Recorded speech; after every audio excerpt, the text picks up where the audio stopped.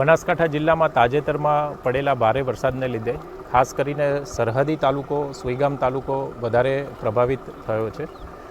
છેલ્લા 24 કલાકથી વરસાદ નોંધાયેલો નથી. આમ છતાં જે સુઈગામ હેડક્વાર્ટર તથા આસપાસના બરડવા જલોયા સહિતના જે 12 જેટલા ગામો છે તેમાં હાલમાં પણ 4 થી 7 ફૂટ જેટલા પાણી ભરાયેલા છે.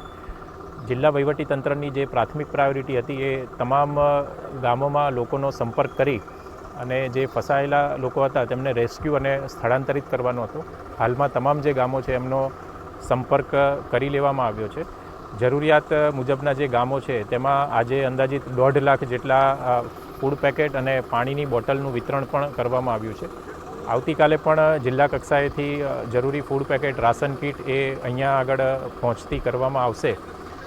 ચોક્કસથી મુશ્કેલીનો સમય છે, પણ આપણે સૌ સાથે મળી અને આમાં જરૂરથી વહેલામાં વહેલી તકે બહાર નીકળી જઈશું. માનનીય મુખ્યમંત્રી શ્રી ભૂપેન્દ્રભાઈ પટેલ પણ આ અંગે સતત ચિંતા વ્યક્ત કરી રહ્યા છે અને આપણને માર્ગદર્શન આપી રહ્યા છે અને સમગ્ર સુઈગામ તાલુકાની પ્રજા સાથે ગુજરાત સરકાર અને જિલ્લા વહીવટીતંત્ર ખડે પગે છે.